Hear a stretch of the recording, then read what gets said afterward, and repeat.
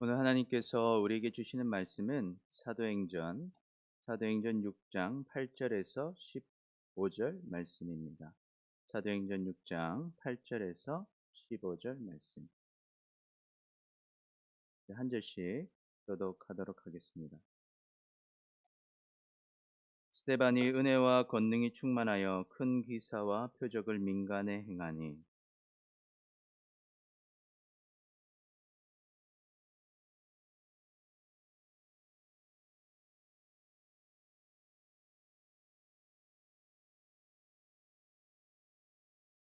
스데반이 지혜와 성령으로 말함을 그들이 능히 당하지 못하여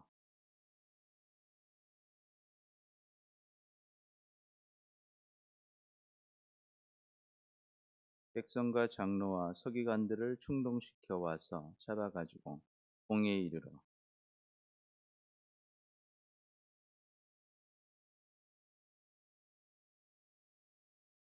그의 말에 이 나사렛 예수가 이곳을 허르고 또 모세가 우리에게 전하여 준 규례를 고치겠다 함을 우리가 들었노라 하거든.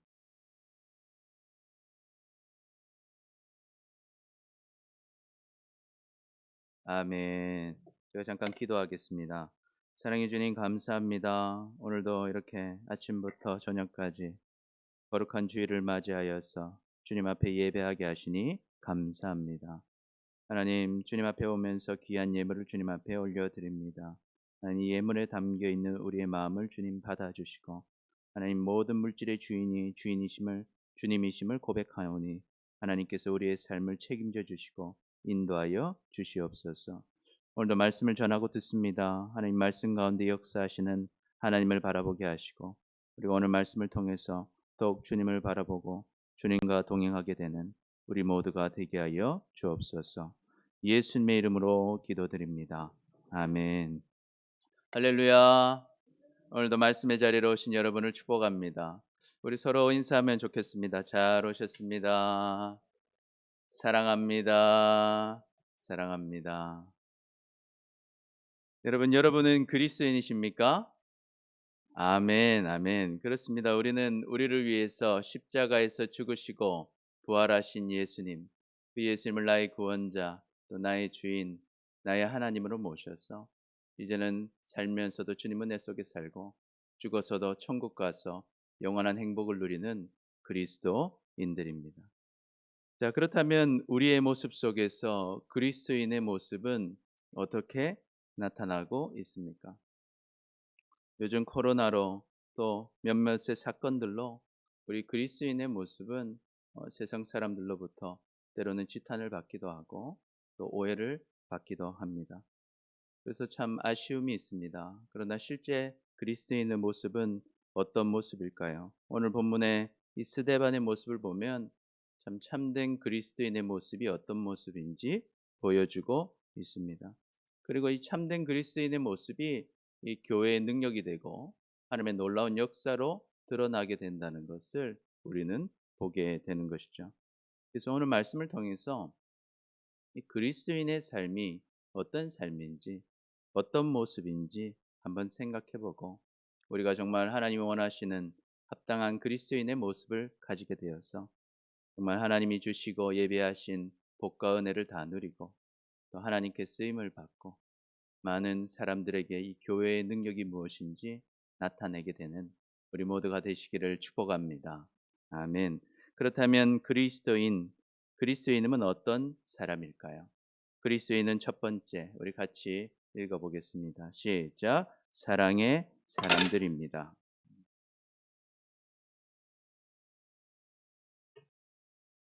우리 8절을 같이 한번 읽어보겠습니다. 8절 시작. 스데반이 은혜와 권능이 충만하여 큰 기사와 표적을 민간에 행하니. 이 스데반은 하나님께 받은 은혜와 권능으로 충만했습니다. 이 스데반은 얼마 전에 집사로 이제 안수를 받았죠. 그래서 교회 공동체 식구들에게 필요를 채워주는 일을 매일매일 감당했습니다. 뿐만 아니라 그는 이제 민간에 가서 사역을 했습니다. 큰 기사와 표적을 행했습니다. 그래서 민간이라는 것은 교회 안을 떠나서 예수님을 아직 믿지 못하는 사람들을 만나서 그들에게 사역을 했다는 것입니다. 그렇다면 이 스데반이 했던 기사와 표적은 어떤 것일까요? 우리가 사도들이 했던 기사와 표적을 보면 두 가지 일을 했다는 것을 생각할 수 있습니다. 첫 번째 일은 복음을 전한 것입니다. 복음. 우리 그리스도인들은요, 이 복음을 전해야 합니다. 왜 우리는 복음을 전해야 할까요? 그 사람들을 사랑하기 때문입니다. 사랑하기 때문에 복음을 전하는 것이죠. 왜냐하면 그 사람에게 가장 중요한 일은 사는 것입니다. 음, 그들이 영원한 생명을 얻기 위해서는 반드시 복음을 들어야만 하기 때문이죠. 혹여나 그 사람을 사랑하지 않는다 할지라도 우리는 하나님을 사랑하기 때문에 아버지께서 그 사람들을 얼마나 사랑하시는 줄 알기 때문에 우리는 사랑의 마음으로 복음을 전하는 것입니다. 둘째로 병든 자를 고쳐준 사역을 했습니다. 왜 병든 자를 고쳐줄까요? 사랑하기 때문입니다. 그들을 사랑하고 그들을 사랑하시는 하나님, 그 하나님을 사랑하기 때문입니다. 그래서 힘들고 피곤하지만 그 사람들을 생각해서 그 사람들에게 가서 기도해주고 그들을 위로해주고 그들이 치료받기 위한 도움을 주는 것입니다. 그래서요, 이 그리스도인은 사람의 사랑의 사람들입니다. 좋은 사람인 것입니다. 그래서 우리가 참 그리스도인이 될 때 우리에게 주님의 사랑이 나타나고 주님의 능력이 나타나는 것이죠. 그런데 이렇게 사랑으로 복음을 전하는 스데반에게도 이 문제가 생깁니다. 이 스데반이 전하는 이 예수 그리스도의 복음을 도저히 받아들이지 못하는 사람들이 있었다는 것입니다. 그래서 우리 9절을 같이 한번 읽어보겠습니다. 9절 시작. 이른바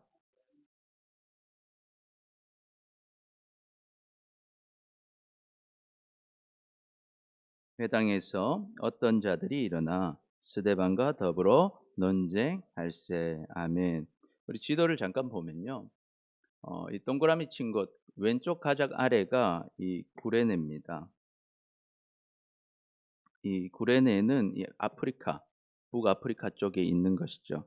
그 옆에가 이제 애굽에 있는 알렉산드리아이고요.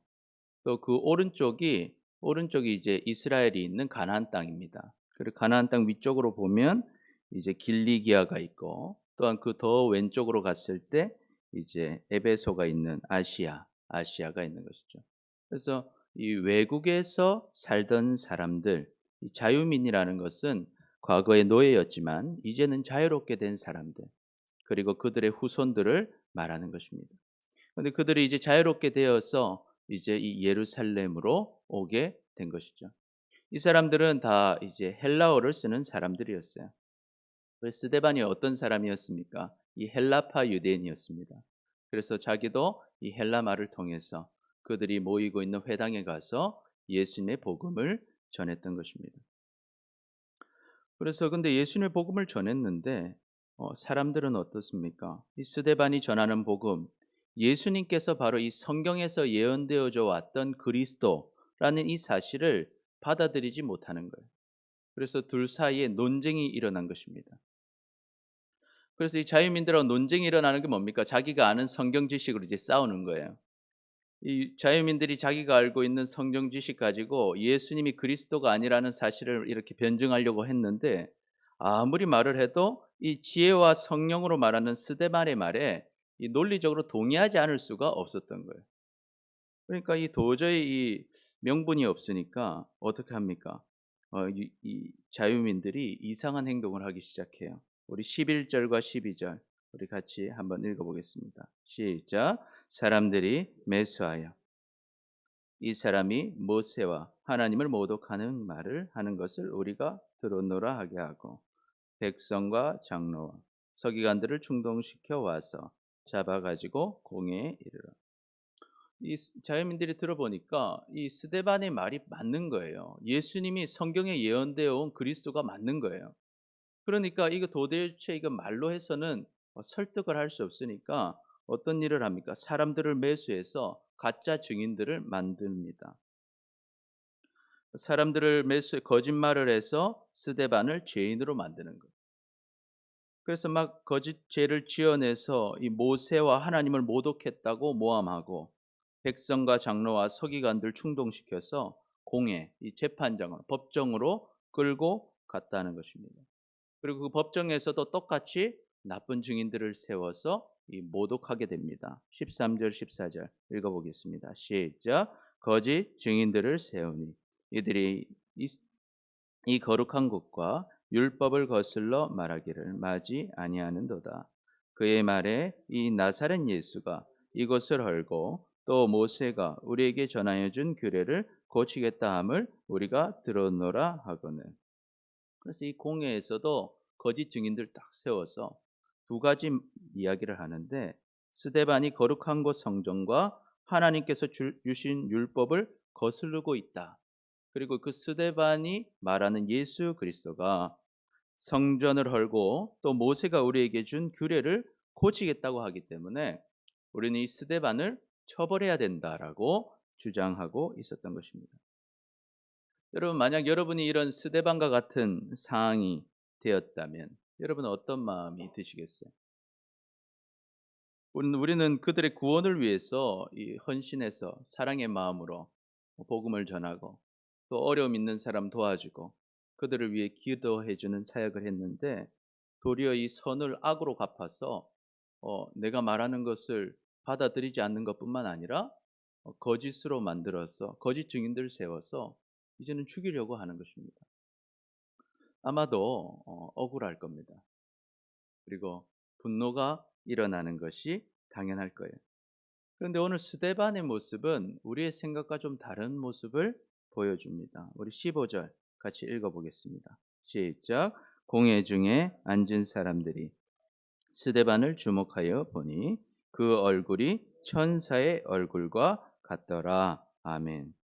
이 공회에 모인 사람들은요, 정죄하고 비난하면서 스데반을 바라보고 있었습니다. 그런데 이 스데반의 얼굴을 주목하여 보는데 스데반의 얼굴이 무슨 얼굴 같았어요? 천사의 얼굴 같았다는 것입니다.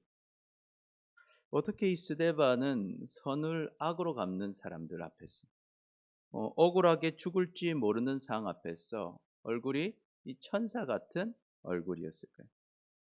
스데반은요, 그리스도인이었습니다. 스데반은 예수 그리스도를 믿고 그리스도를 바라보는 사람이었습니다. 그러니 스데반은 이 성령에 충만하였고 그리스도의 사랑으로 충만하였습니다.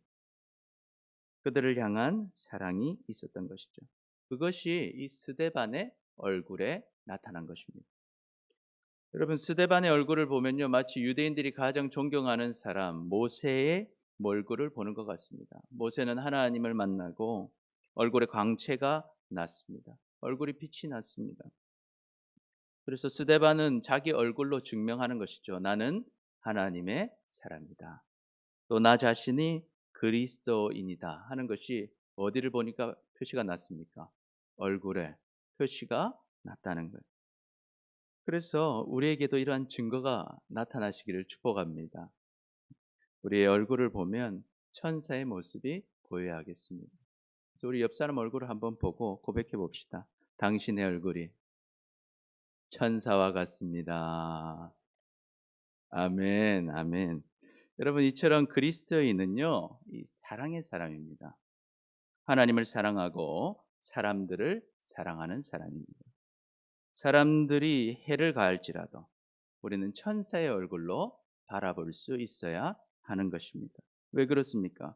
우리 안에 사랑의 하나님이 계시기 때문에, 사랑의 예수님이 우리 안에 계시기 때문입니다. 우리의 힘과 의지로는 사실 사랑할 수 없지만 예수님께서 내 안에서 나의 주인이 되실 때 우리는 사랑의 사람, 그리스도인이 되는 것입니다. 그리고 이런 그리스도인이 될 때 이 사랑의 역사가 일어나는 것이죠. 교회의 능력이 나타나게 되는 것입니다. 그래서 우리 얼굴에 사랑이 가득한 우리 모두가 되시기를 축복합니다. 아멘. 둘째로 그리스도인은요, 어떤 사람일까요? 우리 같이 한번 읽어보겠습니다. 시작. 중요한 것을 아는 사람입니다. 우리 1절을 같이 읽어보겠습니다. 시작. 대제사장이 이것이 사실이냐. 스데반을 고발하는 사람들의 이야기를 들었어요. 그러니까 대제사장이 공에서 묻습니다. 지금 이 말이 사실이냐. 스데반을 고발하는 이유는 두 가지였습니다. 첫 번째는 예수님께서 이 성전을 무너뜨리겠다고 얘기하신 것. 두 번째는 이 예수님께서 모세가 준 율법을 고치신다 하는 것이었습니다. 그래서 스데반은요, 이 유대인들이 참 예수님의 말씀을 깨닫지 못하고 있구나 하는 것을 알고 그것을 이제 설명해 주기 시작하는 거예요. 그러면서 7장에서 무엇이 정말 중요한 것인지, 신앙생활에서 중요하게 여겨야 하는 것이 무엇인지를 설명해 주고 있습니다. 자, 그렇다면 우리가 신앙생활 하면서 정말 중요하게 여겨야 하는 것은 무엇일까? 우리 첫 번째 같이 한번 읽어볼까요? 중요한 것은 시작. 하나님을 만나는 것입니다. 중요한 것은 하나님을 만나는 것입니다. 이 유대인들은 성전을 중요하게 여겼습니다. 성전에 가는 것, 그것 자체가 신앙생활인 줄 알았습니다. 그러나 여러분, 유대인들에게 성전에 가는 이유, 우리가 성전에 가는 이유는 무엇입니까? 하나님을 만나기 위한 것입니다. 그런데 이 성전의 역할을 유대인들은 생각하지 못한 것이죠. 이 성전의 역할은 하나님을 만나는 것인데 이제는 성전이라는 건물이 아니라 더 중요한 것이 있다는 거예요. 그래서 예수님께서는 그 성전을 무너뜨리겠다라고 말씀하셨던 것입니다. 이 말씀은 요한복음 2장에 나와 있는데요. 우리 요한복음 2장 19절부터 21절까지 우리 한번 같이 읽어보겠습니다. 시작. 예수께서 대답하여 이르시되 너희가 이 성전을 헐라 내가 사흘 동안 일으키리라. 유대인들이 이르되 이 성전은 46년 동안 지었거늘 내가 3일 동안에 일으키겠느냐 하더라. 그러나 예수는 성전된 자기 육체를 가리켜 말씀하신 것이라. 아멘. 예수님께서는 분명히 그 말씀을 하셨습니다. 성전을 헐면 내가 3일 동안 다시 일으키겠다. 그런데 유대인들이 그 말이 무슨 말인지 이해하지 못합니다. 그러나 예수님은 그 말은 무엇 때문에 하신 것입니까? 자기 육체가 곧 성전이라는 것을 이야기하셨다는 거예요. 이게 무슨 말입니까? 성전의 역할은 누구를 만나는 것입니까? 하나님을 만나는 것입니다. 이제는 건물을 통해 만나지 말고 누구를 통해서? 예수 그리스도를 통해서 하나님을 만나라는 것입니다. 그런데 유대인들은 이 말을 받아들이지 못했어요. 왜냐하면 지금까지 하나님을 만나는 것보다 이 성전에서의 종교 행위가 자신들에게는 더 중요했습니다. 그것이 곧 자신들의 신앙 생활이었기 때문입니다. 그래서 스데반은 이 예수님의 말씀이 이 갑자기 나온 말씀이 아니라 성경에서 이미 보여주고 있는 말씀이다 하는 것을 설명해 주고 있습니다. 그렇다면 성경은 이 하나님 만나는 것이 정말 중요하다라는 것을 어떻게 보여주고 있을까요? 우리 먼저는 아브라함에 대해서 이야기하고 있습니다. 우리 1번 같이 한번 읽어볼까요? 시작. 아브라함은 메소포타미아에서 부르시는 하나님을 만났습니다. 그것이 이제 7장 2절 3절에 나와 있는데요. 우리 같이 읽어보겠습니다. 시작. 스데반이 이르되 여러분 부영들이여 들으소서. 우리 조상 아브라함이 하란에 있기 전 메소포타미아에 있을 때에 영광의 하나님이 그에게 보여 이르시되 내 고향과 친척을 떠나 내가 내게 보일 땅으로 가라 하시니. 아멘. 아브라함의 영광의 하나님을 만난 곳은 이 메소포타미아였습니다. 우리는 그것을 갈대아 우르라고 알고 있습니다. 이 지도를 한번 보면요, 이 오른쪽 끝에 이제 우르라고 있죠. 여기서 이제 아브라함이 살았어요. 그곳에서 하나님을 만나서 이렇게 먼 길을 와서 가나안 땅으로 온 것입니다. 예, 넘겨주시죠. 여러분 이 메소포타미아 지역은요. 이 과거 수메르 문명 속에 있었습니다. 굉장히 부유한 지역이었어요. 그것은 우상이 또 가득했던 곳이었습니다. 심지어 아브라함의 아버지 데라는요. 이 우상을 만드는 일을 하는 사람이었어요. 그럼에도 불구하고 영광의 하나님은 그곳에서 아브라함을 만나 주십니다. 그리고 이제는 그 우상의 장소를 떠나서 하나님께서 보여주실 땅으로 가라고 말씀하셨습니다. 그리고 하나님의 말씀대로 아브라함은 가나안 땅으로 갑니다. 그러니까 하나님이 약속하셔요. 내가 내 후손을 번성하게 해주겠다. 그런데 내가 내 후손들이 애굽 땅으로 가겠다는 거예요. 가서 400년 동안 종살이를 하게 될 거다. 그러나 그 종살이 끝에 다 내가 애굽을 심판하고 너희 백성들을 다 돌아오게 해주겠다고 약속하십니다. 그러면서 그 약속의 증표로 할례를 받게 하십니다. 그 할례는 네가 어디에 있든지 무엇을 하든지 너는 나의 백성이다 하는 것을 약속해 주신 것이죠. 그래서 이 아브라함은 이 성전을 통해 하나님을 만나고 변화됐다기보다는 하나님을 만났기 때문에 그는 변화되게 되었다는 것입니다. 또 다른 말로 하면 우리가 어디에 있든지 우리는 하나님을 만날 수 있다 하는 것이죠. 그리고 두 번째로 한번 살펴보면 요셉입니다. 우리 같이 읽어보겠습니다. 2번 시작. 요셉은 애굽에서 역사하시는 하나님을 만났습니다. 우리 9절과 10절 읽어보겠습니다. 시작. 여러 조상이 요셉을 시기하여 애굽에 팔았더니 하나님이 그와 함께 계셔 그 모든 환난에서 건져내사 애굽 왕 바로 앞에서 은총과 지혜를 주시매 바로가 그를 애굽과 자기 온 집의 통치자로 세웠느니라. 아멘. 우리가 잘 알다시피 요셉은요 17살 때 형들에 의해서 팔려서 어디로 갑니까? 애굽으로 가요. 애굽에 가서 13년 동안 노예로 또 죄인으로 감옥살이를 합니다. 그러나 이 요셉은 그곳에서 누구와 함께 했습니까? 하나님과 함께 했어요. 하나님을 만났습니다. 자신과 함께 하시며 역사하시는 하나님. 그래서 하나님께서 이 바로에게 꿈을 주시잖아요. 그리고 그 꿈을 요셉이 해석하게 하십니다. 그래서 하루아침에 요셉이 이 애굽의 총리가 되게 하셨습니다. 이 총리가 되고 나서 아버지 야곱을 자기 애굽으로 부르죠. 이 고센 땅으로 부르는데 형제들과 함께 들어온 인원이 75명. 창세기에는 70명으로 기록하는데요. 이 75명이 들어왔어요. 그래서 애굽에서 아브라함에게 말씀하신 것처럼 430년을 보내면서 크게 번성하게 됩니다.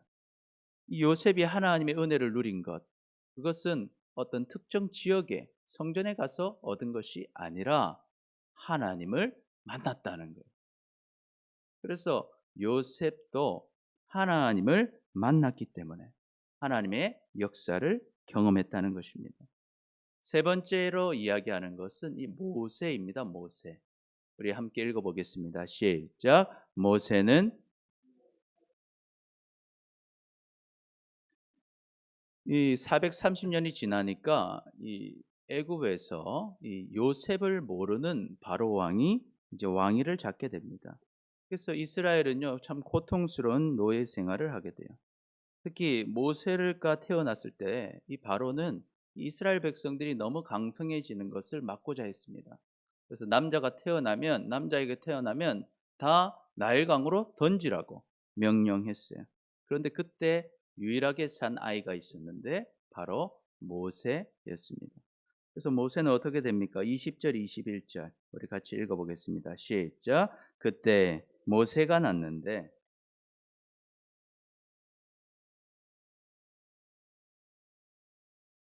버려진 후에 바로의 딸이 그에게 데려다가 아기 아들로 기르매 모세는요 하나님의 은혜를 입어서 애굽의 공주의 아들로 자랍니다. 그래서 애굽의 말을 다 배우고 지혜도 배우고 모든 일들을 배웁니다. 그러나 이 모세는요 어릴 적부터 자기 어머니가 자기를 키웠잖아요. 유모로 키웠잖아요. 그래서 자기가 이스라엘 사람인 것을 알고 있었습니다. 그래서 이제 40세가 되니까 이제 어떤 마음이 들었냐면 내가 이 이스라엘을 위해서 뭔가 큰 일을 해야겠다. 내가 지금 지식이 있고 지혜가 있고 권세가 있으니 이것 가지고 이스라엘 민족들 구원시켜야겠다 하는 마음이 들었어요. 그래서 어떤 일을 합니까? 우리 23절, 24절 우리 같이 읽어봅니다. 시작. 나이가 40이 되매 이스라엘 자손을 돌볼 생각이 나더니 한 사람이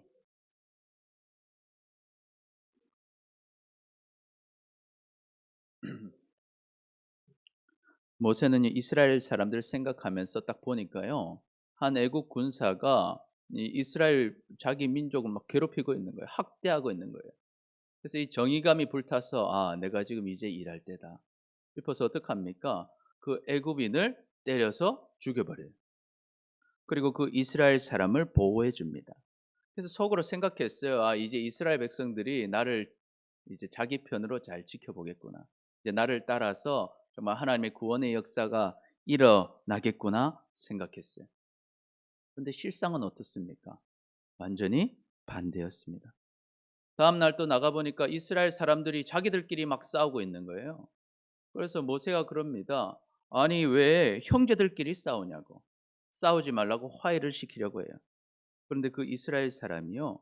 오히려 모세를 팍 밀치면서 이렇게 말하는 거예요. 우리 27절, 28절 우리 같이 읽어보겠습니다. 시작. 그 동물을 해치는 사람이 모세를 밀어뜨려 이르되 누가 너를 관리와 재판장으로 우리 위에 세웠느냐? 내가 이제 어제는 애굽 사람을 죽인 같이 또 나를 죽이려 하느냐? 우리가 여기서 한 가지 참 깨닫는 것이 있습니다. 이 주님의 일은요, 내 생각, 내 실력으로 하는 것이 아니라 하는 것입니다. 그럼 무엇으로 해야 됩니까? 주님의 일은 주님의 뜻에 따라서 주님이 주시는 능력과 힘으로 해야 하는 것입니다. 모세는 자신이요, 자기 능력이 있으니까, 실력이 있으니까, 지혜를 배웠으니까 뭔가 이스라엘을 위해서 큰 일을 할 줄 생각했습니다. 그러나 그는 아무것도 할 수 없었습니다. 이제는 살인자로 미대한 광야로 도망갈 수밖에 없었다 하는 것입니다. 그래서 우리는 좀 명심해야 할 것이 있습니다. 지금 우리가 아무리 좋은 생각을 가지고 아무리 내 생각이 옳은 것 같다 할지라도 그것은 잘못될 수 있습니다. 모세는 지식도 있고 힘도 있었어요. 명분도 분명했습니다. 이스라엘 백성, 하나님의 백성을 구원하는 일에 그 큰 일에 자기가 쓰임 받고 싶었습니다. 그러나 하나님을 의지하기보다 자기 실력 믿고 자기 생각으로 하면 아무리 하나님을 위해 한다 할지라도 잘못될 수 있다는 것입니다. 그래서 우리는 항상 내 생각을 주장하기보다 먼저 내 자신을 좀 낮출 필요가 있습니다. 그리고 하나님께 물어보아야 하는 것입니다. 그리고 귀와 눈을 열어서 하나님의 말씀을 듣고 또 믿음의 사람들의 이야기를 들으면서 주님을 의지하면서 주님의 일을 감당해야 하는 것입니다.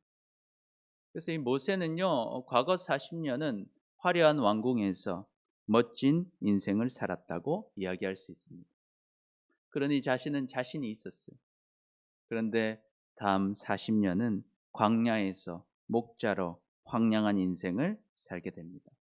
이 40년 광야 생활을 하면서 모세는 깨닫게 됩니다. 아, 하나님의 도움 없이는 나는 아무것도 할 수 없구나 하는 것을 깨닫게 됩니다. 그때 하나님께서 모세에게 나타나십니다. 우리 30절을 같이 한번 읽어보겠습니다.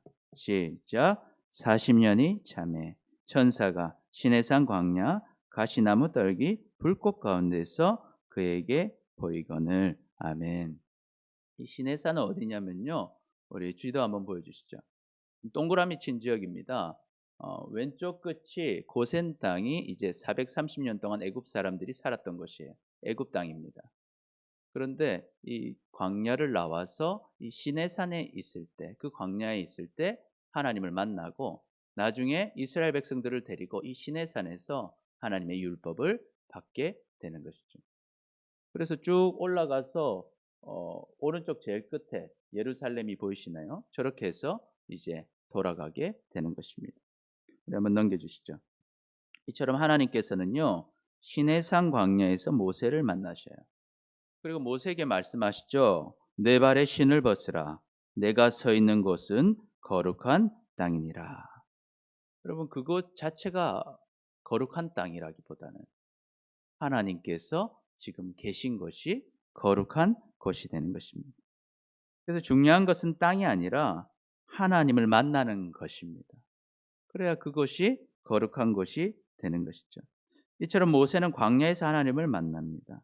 그리고 그곳에서 출애굽의 사명을 받고 이스라엘 백성들을 다 이끌고 광야로 오게 됩니다. 그래서 광야에서 이제 막 배회하면서 하나님과 동행하게 되죠. 그래서 그곳을 우리는 무엇이라 부르나 광야 교회라고 부르는 것입니다. 그 광야에 교회의 지점이 있었던 것이 아니죠. 근데 왜 그것은 교회입니까? 하나님과 함께 했기 때문이죠. 그래서 38절에는 이렇게 기록하고 있습니다. 같이 읽어봅니다. 시작. 시내 산에서 말하던 그 천사와 우리 조상들과 함께 광야 교회에 있었고 또 살아있는 말씀을 받아 우리에게 주던 자가 이 사람이라. 아멘. 이처럼 중요한 것은요, 장소가 아니라 하나님을 만나는 것입니다. 하나님을 만나는 곳이 곧 교회가 되는 것입니다. 그래서 예수님이 우리에게 말씀하셨습니다. 마태복음 18장 20절. 우리 같이 읽어볼까요? 시작. 두세 사람이 내 이름으로 모인 곳에는 나도 그들 중에 있느니라. 아멘. 여러분, 하나님을 사랑했던 왕 다윗은 하나님의 은혜를 받아서 하나님의 처소인 성전을 짓고자 했습니다. 하나님께서는 그 다윗의 마음을 보고 굉장히 기뻐하셨습니다. 비록 다윗은 성전을 짓지 못했지만 성전을 지을 모든 설계도를 준비하고 재료들을 다 준비합니다. 그리고 그의 아들 솔로몬이 하나님을 위한 성전을 짓게 됩니다. 하나님께서는요, 그렇게 지어진 성전을 굉장히 기뻐하십니다. 그리고 그 성전에서 드리는 예배를 기뻐하셨습니다. 또 성전에서 하나님의 백성들은 하나님을 만났습니다. 그러나 하나님께서 성전 안에만 계신 것은 아닙니다. 그래서 48절에서 50절 이렇게 기록합니다. 같이 읽어보겠습니다. 시작. 그러나 지극히 높으신 이는 손으로 지은 곳에 계시지 아니하시나니 선지자가 말한 바 주께서 이르시되 하늘은 나의 보좌요 땅은 나의 발등상이니 너희가 나를 위하여 무슨 집을 짓겠으며 나의 안식할 처소가 어디냐 이 모든 것이 다 내 손으로 지은 것이 아니냐 함과 같으니라. 아멘. 여러분, 그리스도인인 우리는 신앙생활을 하면서 정말 중요한 것이 무엇인지 알아야 합니다. 여러분, 중요한 것은 하나님을 만나는 것입니다. 그리스도인은 교회라는 건물을 다니는 사람이 아니라 하나님을 만나는 사람인 것입니다. 그렇다면 여러분은 지금 하나님을 만나고 계십니까? 혹시 하나님과의 만남이 없이 신앙생활을 하고 있지는 않습니다. 우리는 유대인들과 같이 형식적인 신앙생활로 진짜 중요한 것, 하나님을 만나는 것을 잃어버려서는 안 되는 것입니다. 우리가 살아가는 모든 공간에서 우리는 하나님을 찾아야 합니다. 그리고 하나님을 만나시기를 축복합니다. 그래서 우리는 이 교회에서 하나님을 만나야 합니다. 그리고 우리가 있는 집에서 하나님을 만나야 합니다. 그리고 우리의 직장에서 하나님을 만나야 합니다. 모든 공간에서 하나님을 만나고 하나님과 함께 사는 그리스도인이 될 때 우리는 그 하나님의 크신 능력을 경험하게 될 것입니다. 그리고 우리를 통해서 그 하나님의 능력이 무엇인지, 교회의 능력이 무엇인지 나타나게 될 것입니다. 여러분, 그 은혜를 다 누리시기를 축복합니다. 아멘. 둘째로 중요한 것은요, 우리 같이 한번 읽어보겠습니다. 시작. 하나님의 말씀을 믿고 따르는 것입니다. 이 모세를 통해서 하나님의 은혜로 출애굽한 이스라엘 백성들, 우리가 출애굽의 사건을 보면 10가지의 놀라운 재앙을 보게 됩니다. 그리고 이 광야에서 하나님은요, 매일매일 아침 이슬과 같은 만나를 식사로 주셨어요. 그리고 눈앞에는 구름 기둥이 있었고 저녁에는 불 기둥이 있었습니다. 그런데도 이스라엘 사람들은요, 모세가 전하는 하나님의 말씀을 듣지 않았습니다. 오히려 종으로 살았던 애굽을 향해 마음을 두고 그리워했다 하는 것입니다. 우리 39절에서 41절까지 우리 같이 한번 읽어보겠습니다. 시작. 우리 조상들이 모세에게 복종하지 아니하고자 하여 거절하며 그 마음이 도리어 애굽으로 향하여 아론더러 이르되 우리를 인도할 신들을 우리를 위하여 만들라. 애굽 땅에서 우리를 인도하던 이 모세는 어떻게 되었는지 알지 못하노라 하고 그때 그들이 송아지를 만들어 그 우상 앞에 제사하며 자기 손으로 만든 것을 기뻐하더니.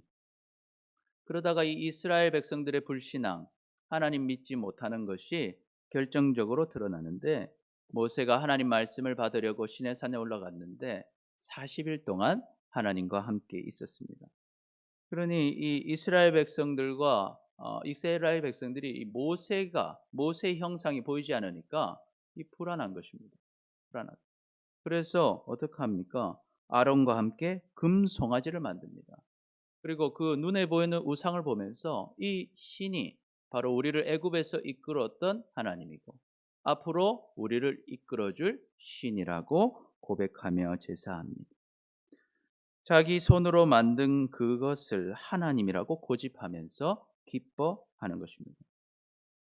이미 하나님은 형상이 없으신 분이고 금송아지를 만드는 것은 분명히 하나님이 기뻐하시지 않는 일이라는 것을 알고 있음에도 불구하고 왜 그들은 이렇게 송아지를 만들고 그 송아지를 숭배하려 했을까요?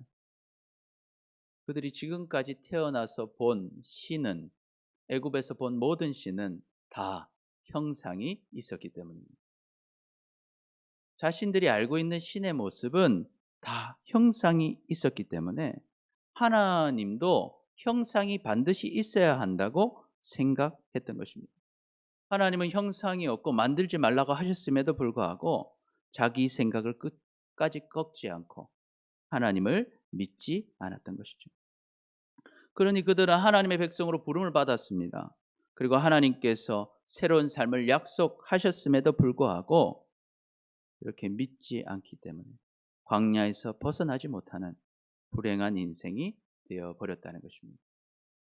여러분, 우리가 신앙생활을 하면서도 하나님을 믿지 않고 하나님을 따르지 않으면 하나님의 복을 누리지 못하고 이 광야 같은 삶을 살게 되는 것입니다. 그리고 이 이스라엘 백성들이 하나님을 믿지 않고 불순종하는 모습은요, 가나안 땅 앞에 도착했을 때도 똑같이 나타나요. 가나안 땅 앞에 가서 12명의 정탐꾼을 보냅니다. 이 정탐꾼이 정탐하고 나니까요, 그 땅이 어땠습니까? 땅이 좋은 건 확실한데 그곳에 있는 사람들이 너무도 강했어요. 기골이 장대하고 힘이 셌습니다. 그러니까 어떻게 생각합니까? 우리는 절대 이 사람들을 이길 수 없다라고 생각합니다. 하나님이 주신다고 약속하셨지만 그 약속보다 자신들의 생각을 꺾지 않습니다. 그래서 하나님 말씀 듣지 않고 순종하지 않습니다. 그러니 어떻게 하게 됩니까? 하나님께서 약속하신 가나안 땅 누리지도 못하고 40년 동안 광야에서 방황하다가 다 죽게 된 것입니다. 애굽에서 나온 60만 명 중에서 가나안 땅으로 들어간 1세대는 단 2명뿐이었습니다. 누굽니까? 여호수아와 갈렙뿐이었습니다. 그렇다면 여호수아와 갈렙은 왜 하나님의 은혜를 누린 것입니까? 내 생각을 꺾고 하나님의 말씀을 믿고 따랐기 때문에 약속하신 가나안 땅을 누리게 된 것입니다. 그러니 여러분, 우리는 우리의 생각을 꺾고 하나님의 말씀을 따르는 하나님의 복을 누리는 사람들이 되시기를 축복합니다. 그런데 이 스데반의 설교를 듣던 유대인들도요, 자신의 생각을 꺾지를 못했습니다. 하나님이 이제 분명히 율법의 완성이 되신 하나님의 아들 예수 그리스도를 설명해 주고 깨달았어요. 그럼에도 불구하고 그 예수님을 어떻게 해요? 거부해 버립니다. 예수님의 모습이 자신들이 생각했던 그 그리스도의 모습이 아니었기 때문입니다. 하나님 말씀보다 자기 생각을 우선으로 여겼던 것입니다. 말로는 내가 할례 받은 백성이고 하나님 따르는 백성이라고 말하면서도 실제로 결정하고 믿고 따르는 것은 자기 생각을 따랐다는 것입니다. 그래서 스데반은 그들에게 이렇게 말하는 것입니다. 우리 51절에서 53절 같이 읽어보겠습니다. 시작. 목이 걷고 마음과 귀에 할례를 받지 못한 사람들아, 너희도 너희 조상과 같이 항상 성령을 거스르는도다. 너희 조상들이 선지자들 중에 누구를 박해하지 아니하였느냐? 의인이 오시리라 예고한 자들을 그들이 죽였고 이제 너희는 그 의인을 잡아 준 자요 살인한 자가 되나니 너희는 천사가 전한 율법을 받고도 지키지 아니하였도다 하니라. 아멘. 여러분, 우리는 우리의 생각을 꺾고 하나님의 말씀을 믿고 따라야 합니다. 때로 하나님의 말씀은요, 우리의 생각과 다를 수 있습니다. 하나님의 말씀은 우리가 지금까지 살아왔던 생각들하고 상식들하고 달라서 이해하기가 힘들고 믿고 따르기가 어려울 수도 있습니다. 그런데 분명한 것은 내 생각을 따라가면 실패하는 것이고 하나님의 말씀을 따라가면 반드시 하나님의 복을 누리는 인생이 된다는 것입니다.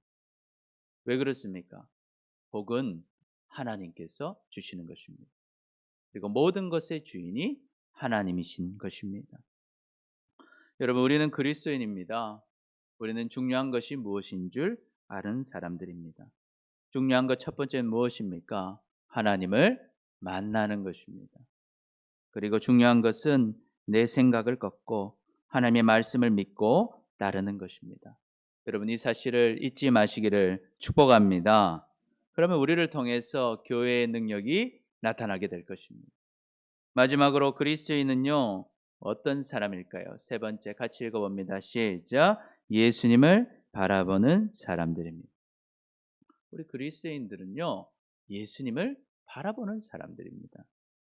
우리 54절 같이 읽어보겠습니다. 시작. 그들이 이 말을 듣고 마음에 찔려 그를 향하여 이를 갈거늘. 아멘. 스데반이 선포하는 하나님 말씀을 들으니까요, 스데반을 고발하던 유대인들이요, 마음에 뭘 받았어요? 찔림을 받았어요. 말씀을 통해서 이 자신이 죄를 지었다는 것을 깨달은 것입니다. 여러분, 이렇게 죄를 깨달으면 어떻게 해야 되겠습니까? 하나님 바라보고 자신의 죄를 회개해야 되는 것이죠.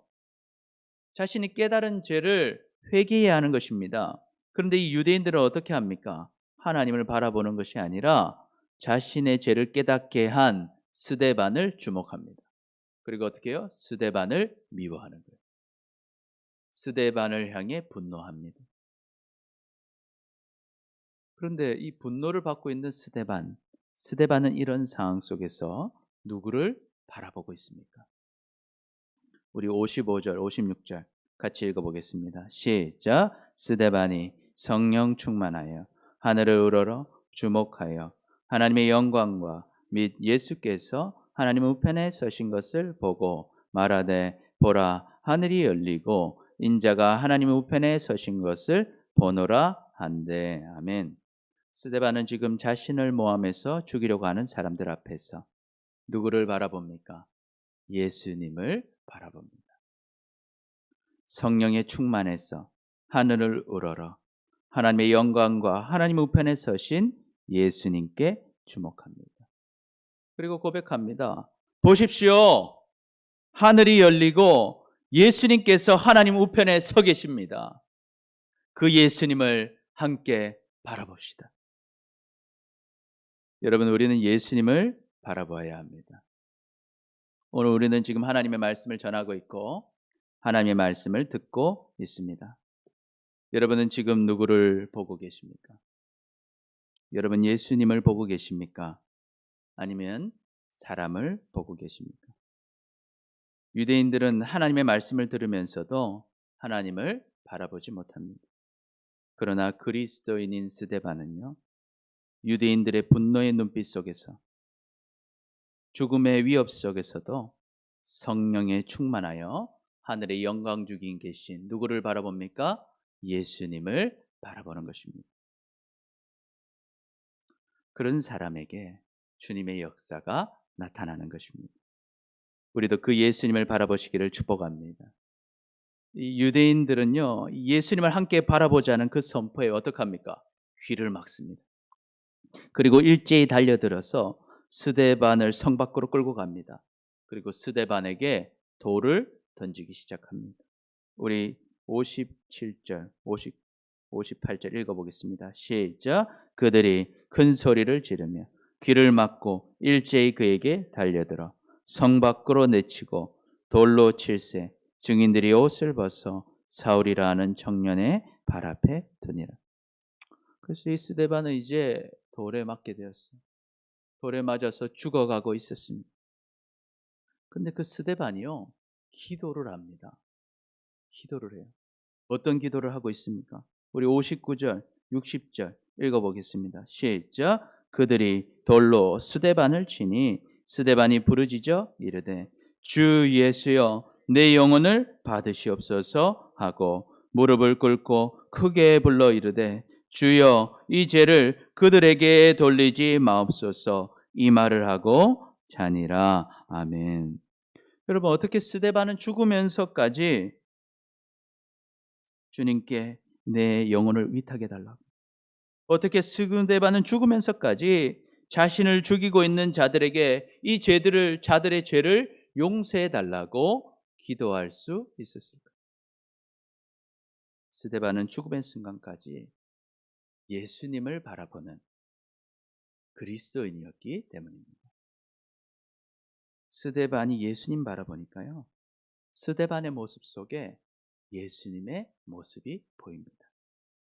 그리고 스데반의 모습에서 그 예수님의 능력, 교회의 능력이 나타나는 것입니다. 근데 여러분, 우리는요, 어떤 상황 속에서도 사람을 보아서 분노하고 낙심하고 슬퍼하고 범죄하는 자가 아니라 어떠한 상황 속에서도 스데반처럼 죽음의 순간에까지라도 우리는 주님, 예수 그리스도, 그분을 바라보는 우리 모두가 되시기를 축복합니다. 그러면 그 주님의 사랑, 주님의 능력이 나타나는 그리스도인이 될 것입니다. 여러분, 하나님은 살아계십니다. 그리고 우리를 사랑하십니다. 우리는 누구입니까? 우리는 그리스도인입니다. 그리스도인은요, 주님의 능력, 교회의 능력을 나타냅니다. 그렇다면 그리스도인은 어떤 사람입니까? 첫 번째, 우리 같이 읽어봅니다. 시작. 사랑의 사람들입니다. 두 번째, 중요한 것을 아는 사람들입니다. 여러분, 중요한 것은 무엇입니까? 하나님을 만나는 것이죠. 중요한 것은 하나님의 말씀을 믿고 따르는 것입니다. 그리고 그리스도인은요, 예수님을 바라보는 사람들입니다. 여러분, 우리는 참 그리스도인들이 되시기를 축복합니다. 그래서 주님의 복을 누리고 하나님께 쓰임 받고 교회의 능력을 나타내는 우리 모두가 되시기를 축복합니다. 기도하겠습니다. 주님,